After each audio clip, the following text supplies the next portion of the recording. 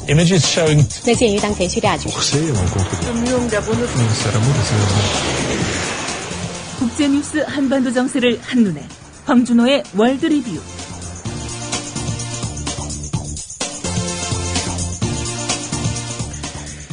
네, 지구촌과 한반도 정세에 관한 뉴스들 정리해보는 황준호의 월드 리뷰. 오늘부터는 황준호 기자가 외부 전문가로서가 아닌 미디어 협동조합 국민TV의 뉴스 PD로서 이 시간을 진행하게 됩니다.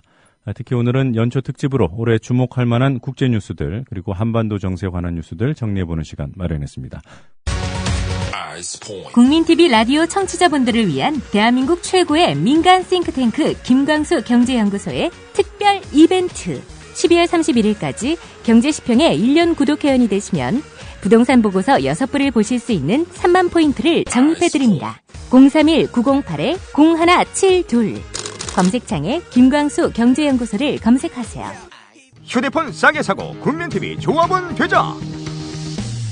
TV 개국에 맞춰 국민TV 제휴 휴대폰 쇼핑몰 T3010에서는 최신형 스마트폰 갤럭시 노트 3, G2, 아이폰 구입 시 최대 4구장까지 출자해드리고 휴대용 와이파이 사은품도 드립니다. 휴대폰 싸게 사고 국민TV 조합원이 되는 기회! 놓치지 마세요. 검색창에 T3010을 입력하시거나 070-7663-9386으로 연락해주세요. 기존 조합원은 증자해드립니다. 황준호 기자 스튜디오에 나와 계십니다. 안녕하세요. 예, 안녕하십니까. 새해 복 많이 받으세요. 네, 새해 복 많이 받으십시오. 예. 자, 그럼 1월 1일이 되면 북한에서 신년사가 발표되지 않습니까? 예. 네, 아직 안 나왔나요? 예, 김정은 위원장의 신년사를 봐야 북한이 최소한 전반기에 어떻게 갈 수 있을지 예측할 수 있는데 네. 지금 이 시간까지 신년사가 전해지지 않았습니다. 예상을 해보자면 김정은 유일체제를 강화하자는 내용 그리고 인민경제 개선을 강조하는 내용 이런 것들이 신년사에 들어갈 가능성이 있습니다. 김정은에 대한 충성을 강조하는 것은 아무래도 장성택 사형 후에 있을 수 있는 어떤 동요 이런 것들을 막기 위해서겠고요.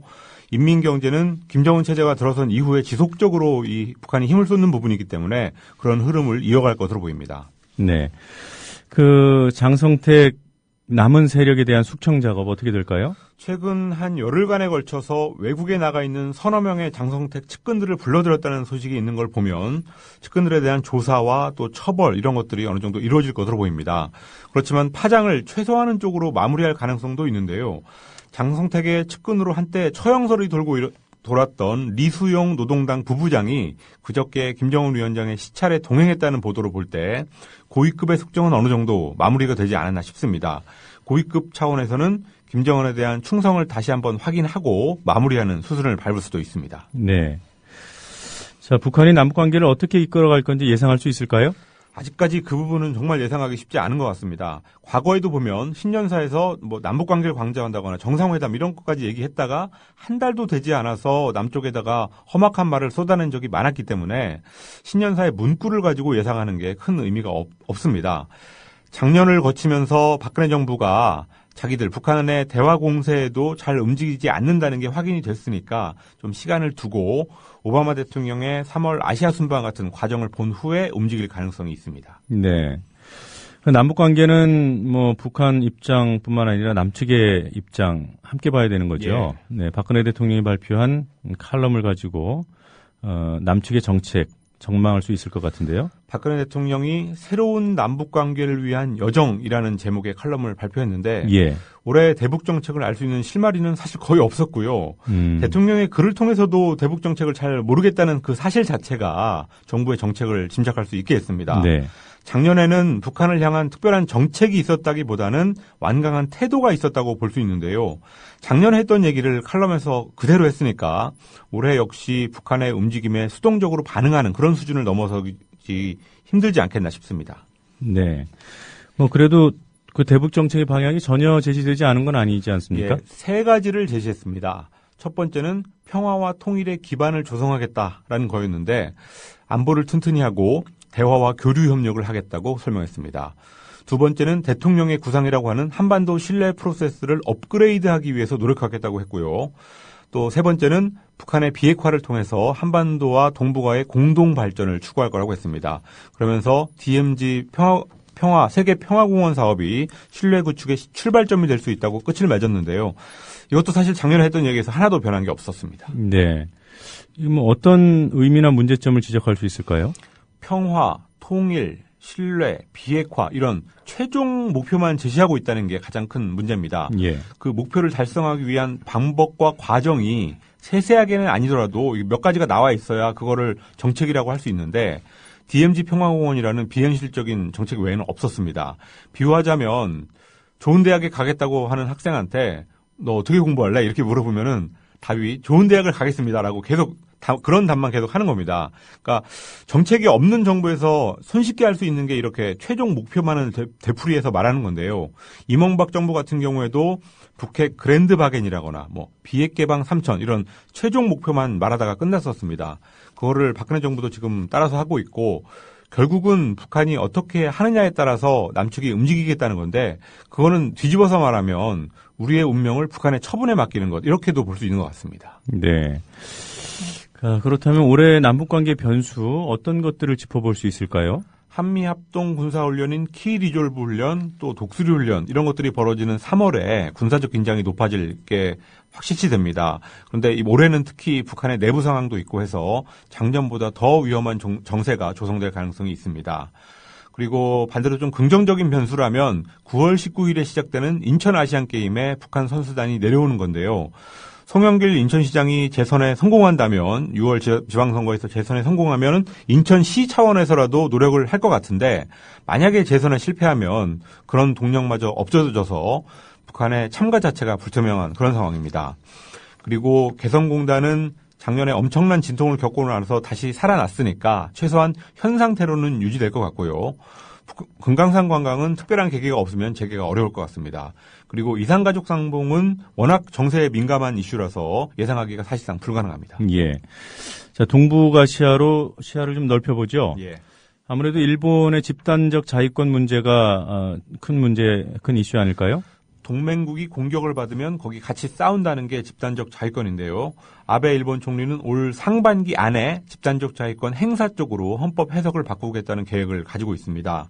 집단적 자위권이 행사가 되면 한반도 분쟁이 벌어질 경우에 일본군이 들어올 가능성이 있고 또 한국군이 미일 두 나라의 군사협력의 하위 체계에 들어갈 소지도 있어서 우리로서는 반대할 수밖에 없습니다. 그렇지만 미국이 일본을 밀어주고 있고 또 아베가 한국이라는 변수는 크게 신경 쓰지 않고 있어서 한국이 단독으로 이거를 막을 힘은 사실 없습니다. 그래서 중국과의 공조가 기묘한데 박근혜 정부의 성향으로 볼 때 좀 그러기도 쉽지 않을 거기 때문에 잘못하다가는 우리가 힘 한 번 못 쓰고 아베의 뜻대로 흘러갈 공산도 있습니다. 네.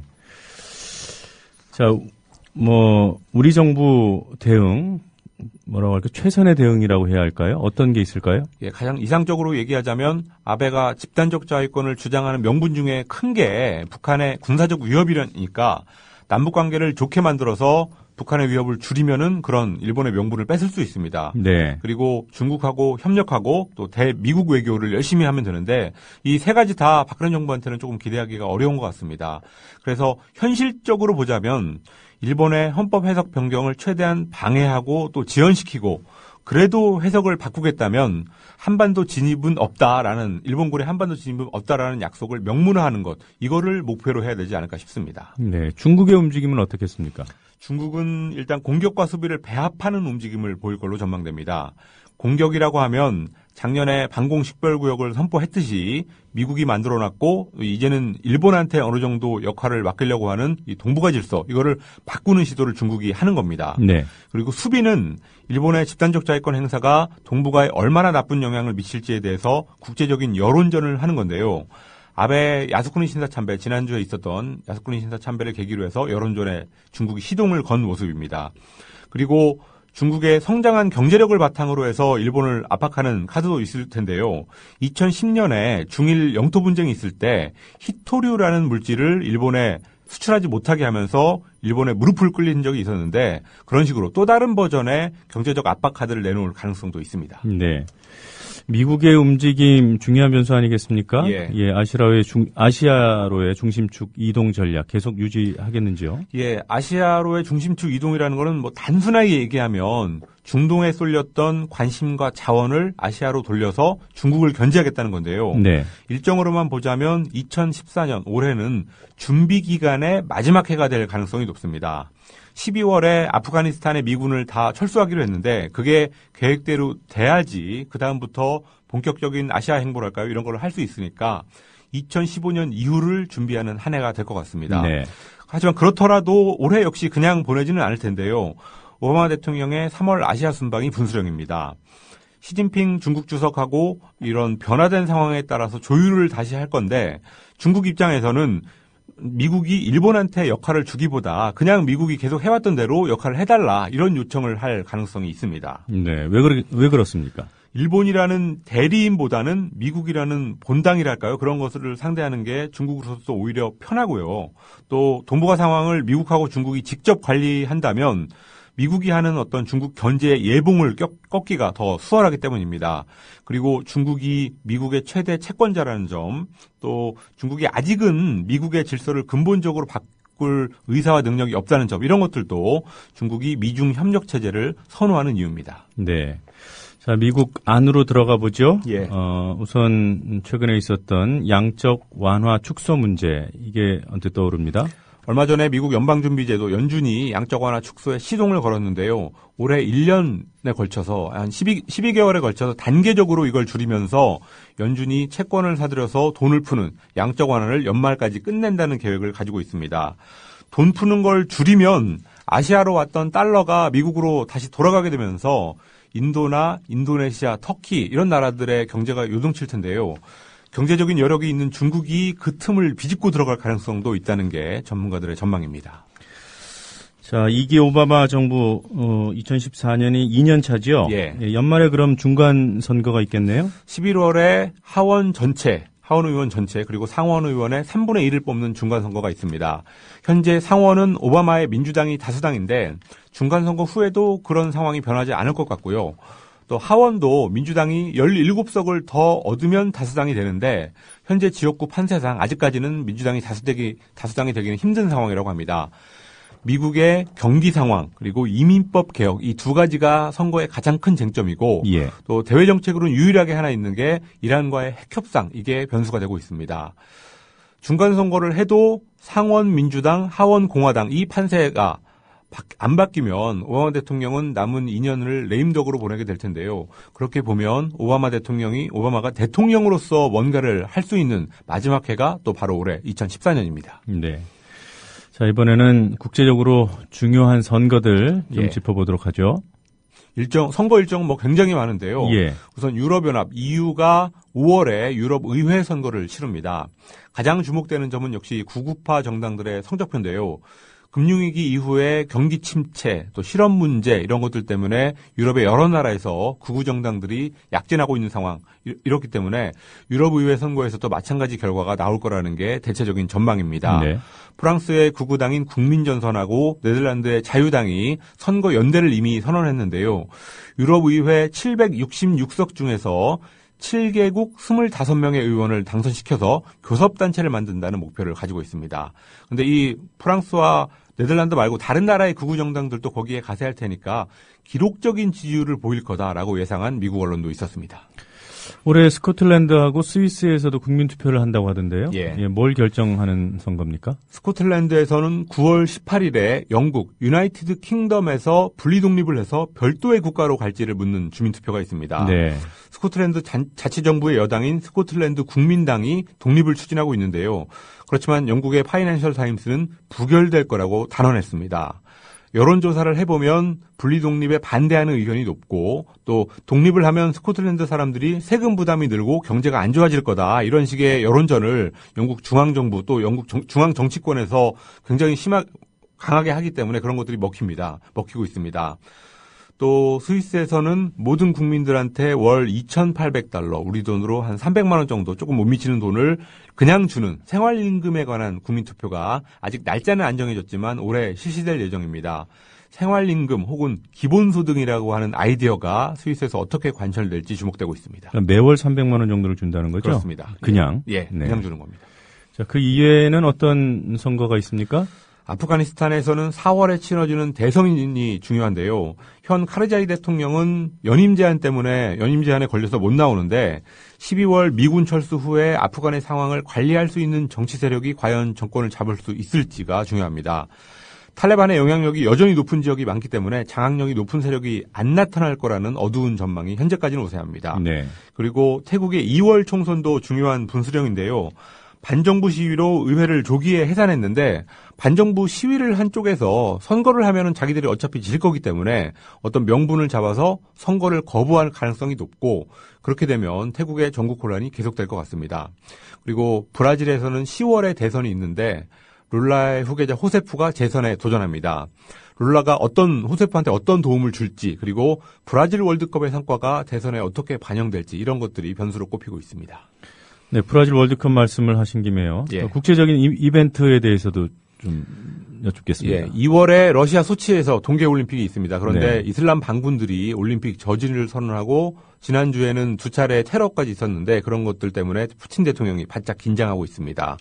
6월에는 브라질 월드컵이 있고요. 9월에는 인천 아시안게임이 열립니다.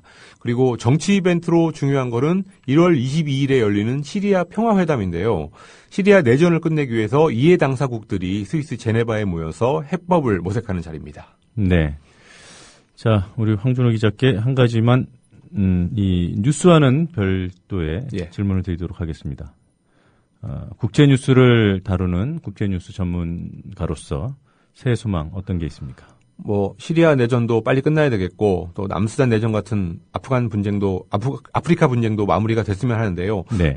기원의 차원에서 말씀을 드리자면 무엇보다 자연재해나 화재 이런 참사가 없었으면 좋겠습니다. 네. 작년에 필리핀 태풍이라든지 중국의 지진 또 방글라데시 의료공장 붕괴 이런 것들로 너무 많은 사람들이 희생이 됐습니다. 그렇게 영문도 모르고 어느 날 갑자기 비명 행사하는 그런 재난만큼을 얻기를 새해 첫날 기도해 보겠습니다. 네, 저는 황준호 기자에게 바라는 바는 예. 월드 리뷰 순서도 더욱 알차게 지금처럼 진행해 주시고요. 예. 또 4월로 예정되어 있는 국민 TV 개국의 중요한 역할을 맡아주시기 바라겠습니다. 네, 열심히 해보겠습니다. 네, 고맙습니다. 예, 감사합니다.